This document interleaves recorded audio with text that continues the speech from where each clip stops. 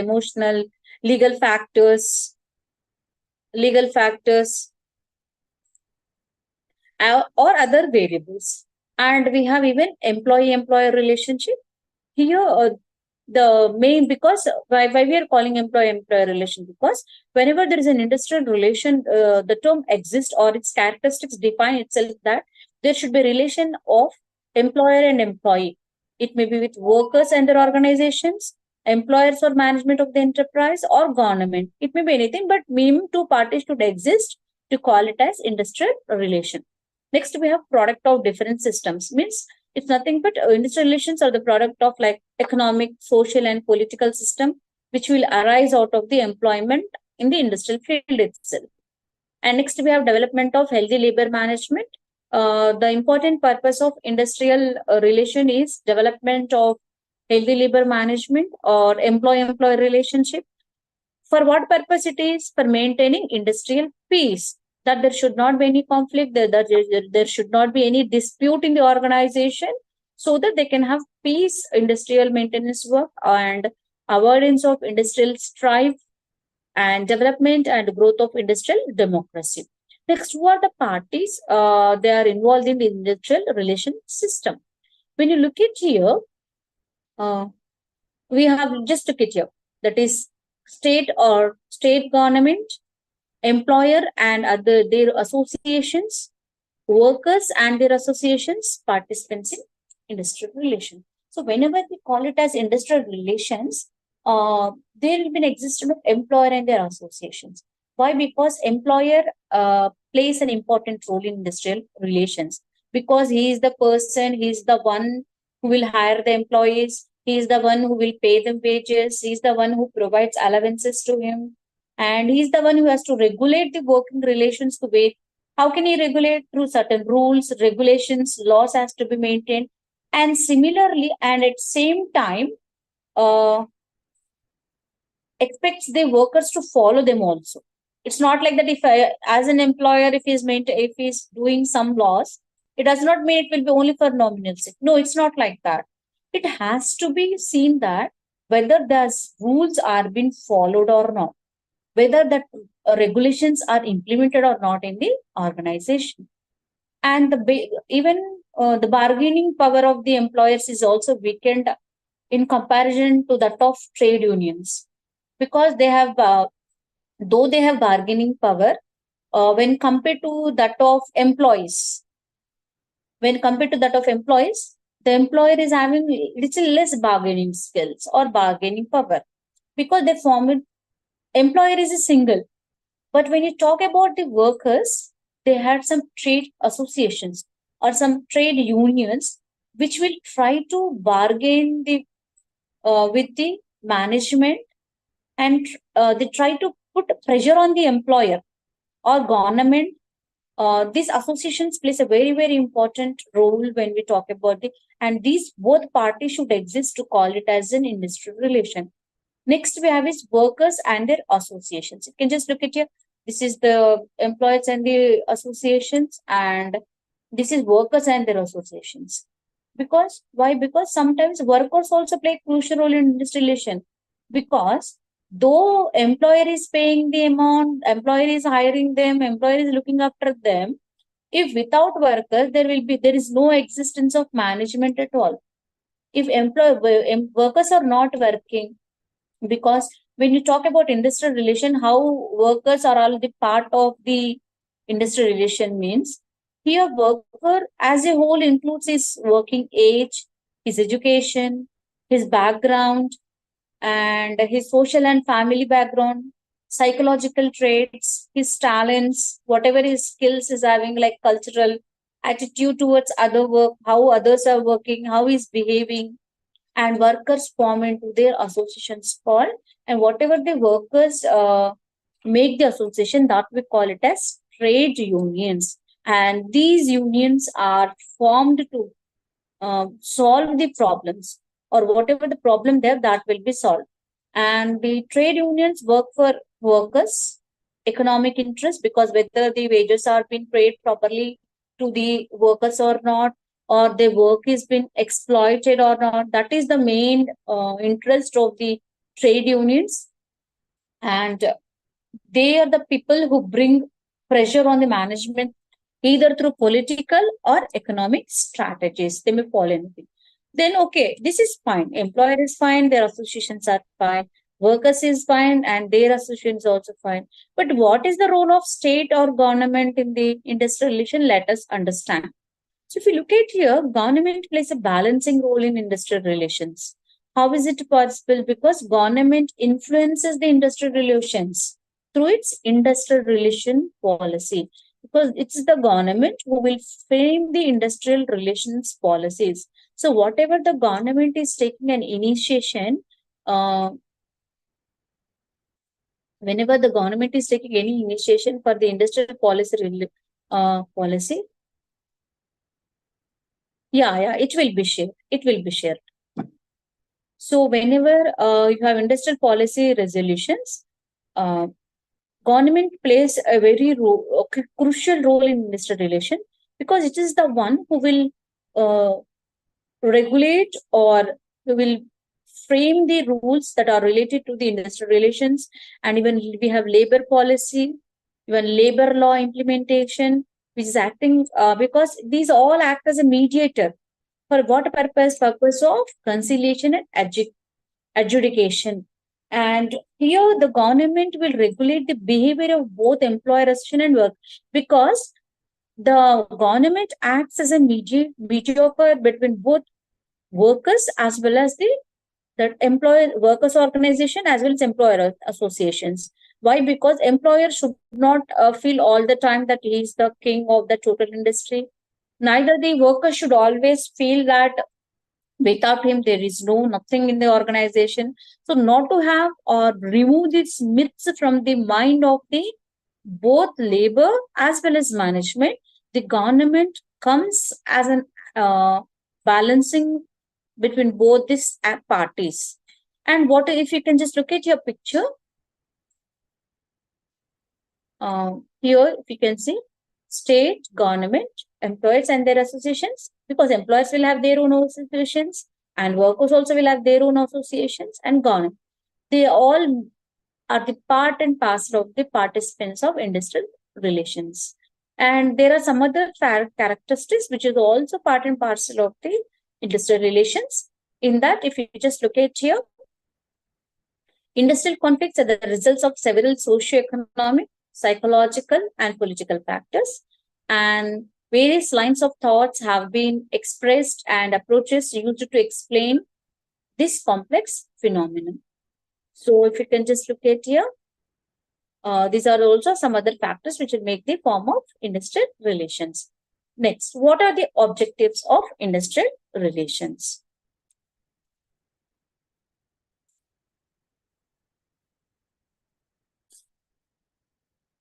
So objectives of industrial relations. The primary objective of industrial relation is to maintain and develop good health and relations between employers and employees. And so here objectives, if we just look at here, either to bring better understanding, and the main activity of industrial relation is only that to have a better understanding between both employer and workers, and also to have proper communication channel between workers and management, and also to ensure that there is constructive contribution of trade unions, and mostly to avoid industrial conflicts and to have harmonious relations. And this is for the safeguarding the interest of workers and management, both the parties, and to work in the direction of establishing and maintaining industrial democracy, to ensure workers' participation in decision making and increase the morale and discipline of workers, and to ensure better working conditions, their living conditions, and also see to it that they are being provided with reasonable wages, and to develop positive contributions for the economic development of the country. And this is how we will understand the objectives of industrial relations. Next, we have a significance of industrial relations. When we talk significance, we have established, which is industrial relations establishes industrial democracy, contributes to economic growth and development, improves morale of the workforce. It ensures optimum use of scarce resources, and it also industrial relation also discourages unfair practices, because there should not be any unfair practices. That is the main thing on both the parties, that is management and unions. Prompts enactment of some labor legislation. They see to it that there are proper labor laws are available to the labor, and it facilitates change also, because good relations, industrial relations always helps in improvement of cooperation, teamwork, performance, and productivity, and which will in turn take full advantage of both modern inventions, innovations, and other scientific and technological advances, which will help them to force and adjust themselves to change easily and quickly. Next, we have a scope of industrial relations and its aspects. When you see the aspects, you have three aspects. If you just look at here, that is development and promotion of healthy labor management relations, and maintenance of industrial peace and avoidance of industrial conflicts, and development of industrial democracy. So if you just look at here, the first aspect, that is which talking about on development and promotion of healthy labor relations. So how can we can have the develop the healthy labor management relations? So when we talk about healthy management relations, when you have existence of trade unions, the existence of strong, well organized, democratic, and responsible trade unions and associations of employers can enhance the job security of employees. Why? Because what happens when you have the strong trade unions and also the association of employers, both labor will be having, workers will be having trade unions, and the employers will also have some association, which makes that employers can workers feel that they have the job security, because if anything happens to my job, there is some union who will look after my job. I will be not removed as and when the management wants. So that in that way, it is having a healthy relation, and which will make the workers participation in management also. And labor is also called a labor dignity, for a dignified role in society. Without them, there is no product in the manufacturing concern, and we will not be able to use any product if we do not have any labor in the any manufacturing concern. Next one is collective bargain. The first one is existence of trade unions will make the healthy labor management relations, and the next one is collective bargaining. The collective bargaining is nothing but it's a spirit of collective bargaining and willingness to take recourse to voluntary arbitration. Means they themselves will come forward to have us like, let's not to have any disparity or inequality or any disputes between both them. So collective bargaining recognizes equality of status between two conflicting groups. That is maybe either it may be in the way of trust or in the form of goodwill, or because they will be make them to participate in the form of discussions or consultations and negotiations on matters of common interest to both industry and labor. And the next one is employees welfare measures, because employee welfare measures like welfare work or statutory or non-statutory, which are provided by the state or trade unions and employees, that creates maintain and improve labor management relations. Next one is maintenance of industrial peace and avoidance of industrial conflicts. So how can we maintain industrial peace and how to avoid industrial conflicts? Because we have three things, that is establishment of mechanism for prevention of industrial conflicts. So for to not to have any industrial conflicts, we have an establishment of some unions like Industrial Disputes Act, Trade Unions Act, Industrial Employment Act, works committees, joint management councils, conciliation officer or board of conciliation, labor courts, industrial tribunals, national tribunals, courts of inquiry. Like this, we have different mechanisms have been, dispute mechanisms have been established at different levels. And also the government should have power to maintain the status quo. Means whenever there is a dispute, the government finds, because there should not be either continuing the strike or lockout for the longer period, because which will create a chaos in the industry For example, if there is a lockdown or strike in some industry like chalk piece industry, then there will be a chaos in the industry. When what happens, there is no chalk means the all schools will be just become stagnant. There will be no classes because in school whenever they want to teach, they'll write something for the students on the board if they want to teach maths or some other subjects. So in that way, what is as an example, take any product, if any lockout or during pre-COVID or post-COVID also, if you just look at that, during that period, there was a lockdown. So there was a scarcity of some products in the market. So that not to have that one, the government should maintain some power. They always should take the power into their hands and see to it that that should not take for a longer period.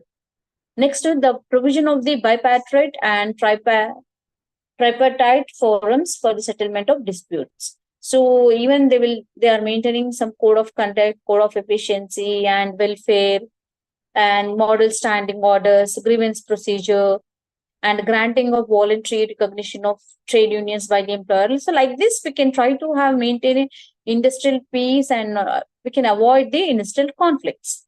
Next one is development of industrial democracy. So here even they can be developed the industrial democracy by having the human rights in the industry itself. Now, what are the factors that are going to affect the industrial relations? You can just look at here. These are the different factors, that is individual behavior, organizational structure, psychological factor, leadership style, economic and technical environment, legal and political environment. So these are the factors, 6 factors, which will affect the industrial relations. Individual behavior means what is the every person has a different perception. Yes, they are from different backgrounds, different knowledge, behavior, different culture, different brought up, different experience, and their achievements, because which will influence individual behavior. Similarly, the employees also behave differently in different situations. For example, if an employee under supervision of boss, they may act differently. Under the supervision of their team leader will be different. The supervision of same peer colleague will be different. The same person will be behaving in different way, in different perspective and different situations. So this will also affect the industrial relations. Next, organizational structure. Even the hierarchical structure, which will create a formal relation between the employees. So what is happening? There is a long execution will take a longer period, because actual employee who is working will be at the bottom level, and the person or the management who takes the decision, who frames the rules, will be there at the higher top level. So in order to reach the rule from there to down or down to bottom, it takes a lot of time, and this may also affect the industrial relation. Next is psychological factors, leadership style, economic and technical environment. Next, distinction between human relations and industrial relations. So human relations lays stress upon the process of interpersonal relationships, means among individual as well as the behavior of individual as a group. Means whenever you talk in human relations, as an individual how he is behaving, as a member of a group how he is behaving. So that talks about the human relations. And whenever we call it as industrial relations, it refers to the relation between the employers and workers in an organization. That is different. So that is the difference between the human relations and the industrial relations. Next, evolution of IR, that is industrial relations, pre and post independence era. So when you talk like that, before the independence, the labor were treated as a servant, the workers were treated as a servant, and he was the owner. There was no existence of the relation of employer and employee. Before the industrial relations and before the independence, the labor were treated as a servant, and this was a relation that was prevailing during that period. So industrial relations in India earlier, means during the Mughal period, they all were treated as labor. So evolution of industrial relation pre-independence era. So it was divided into phases: phase 1, phase 2, and where they are talking means how the from the servant to the some committees, some Indian Labor Conference or Standing Labor Committee. These were all were framed during 1940s. Then comes the post-independence era. Then we framed an act, that is Minimum Wages Act, the Factories Act, Industrial Labor Act, ESI Act. Because of this, from the servant, now they become that's why then they come the word called dignity of labor. Means whatever they work, that they should respect it. Then there came the various like minimum wage should be paid to the labor, wage boards, guidelines on rationalization, code of discipline, code of conduct, and different schemes of workers' participation management. These all were been started. Now, what are the determinants of industrial relations? If you just look at your history of industrial relations in an enterprise, and strong trade unions, even trade unions also will play a key role in the industrial relations, negotiating skills of management and workers. Both should be having a proper and required skills of both management as well as workers, because without negotiating skills, the problem or the conflict or the cannot be removed without the intention of negotiating skills of management and workers. Next, we have is economic factors and economic satisfaction. When you talk about economic satisfaction of workers, this is also one of the important condition of good industrial relations. Why? Because whenever we call the economic factors, reasonable wages should be paid to the labor, and this must be paid by the employer itself. Next, we have social factors or social satisfaction, and social factors such as values, social groups, and social status. This all will impact or this all will influence the industrial relations between both the management and the worker. And next is psychological factors. The psychological factors such as motivation, alienation, and morale are significant determinants of industrial relation. And this relationship between worker and management would be more stable and sure if the needs and expectations of the workers are integrated with the goals of the enterprise. So, and now we have causes and effects of poor industrial relation. So, what happens if we do not have proper industrial relation? What takes place? So, mental inertia on the management of labor, on the part of management as well, because if they do not have any proper industrial relations and it is not performing well, what happens? Management will having a very bad dream all the day that, what labor, when they will go suddenly strikes or lockouts. So what happens to my organization? And labor always in attention that mental inertia that, if the management is not paying wages to us on the properly, and if it's not looking after, means this all takes place in the mind, that will have a lot of problems like fixation of their wages, wage structure, unhealthy working conditions, indiscipline. There are no human relations. There is no bonus for them, and overloading of work, and no proper facilities were provided. And if any sudden accident takes place, if there is no nothing in the organization, so these all situations arises when they do not have a proper industrial relation. So what will affect? What are the effects of poor industrial relations? Effect on workers. Workers' loss of wages, physical injury, death on account of violence during unrest, excess by employers, economic losses, bitterness in relations, adverse effects on their career. Then what are the effect of employers and industrialists? So if you look, there will be less production, less profit, bad effect on organization, bad effect on human relations, damage to machines and equipments. There will be an adverse effect on development of companies and burden of expenses. Like this, these are the different effects. When they do not have a proper industrial relations in their organization, it will have impact on both workers and organization, and also there will be an effect in the government also.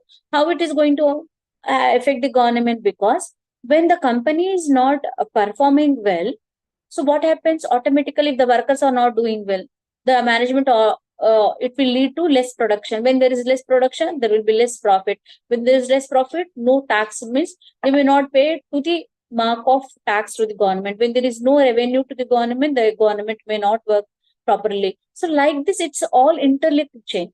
Even there will be an effect on consumers. Why? Because if there is a scarcity of products, some workers are not performing well. So what happens to production of that company? The production also reduces. When production reduces, the price of that product increases. When the price of product increases, that will have a bad, sometimes there will be bad quality on goods or scarcity of goods or rise in price. This will affect the consumers.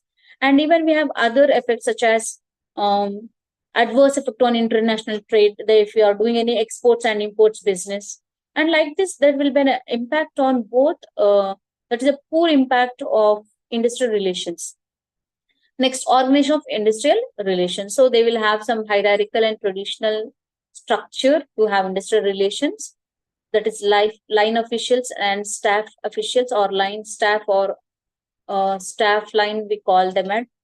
That will be helping these are the two kinds of management who will help the management to not to have poor industrial relations. Next is industrial relations department, and functions of industrial relations department. They will look after whatever the vulnerabilities the group of workers are facing, or weak bargaining power. Means they will help both management as well as the workers to carry out that. And the role of industrial relation officer, what actually will do? He will try to solve conflict management. He will represent, analyze, and communicate. And role of trade unions in industrial relations. And this is how the unions work. They work for collective bargaining, employee welfare, and even government also plays a role in industrial relations. And what is a successful essential of successful industrial relations program is management attitude, organization culture, management philosophy, and the different approaches or the styles that have been followed: collective bargaining, grievances, and collaborative cooperative organization climate. So this is all about the how introduction about the industrial relations. And in the next class, we'll discuss the approaches and the theories of industrial relations. We will continue that in the next class.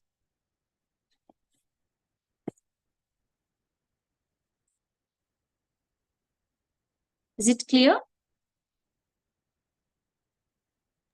Madam? Yes, ma. Yes.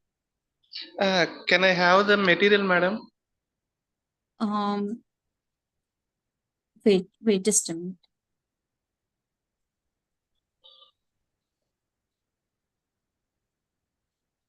Madam?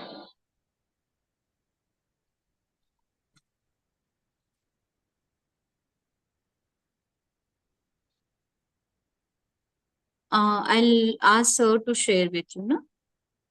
Okay, madam. Okay, thank you. Thank you, madam. Thank you.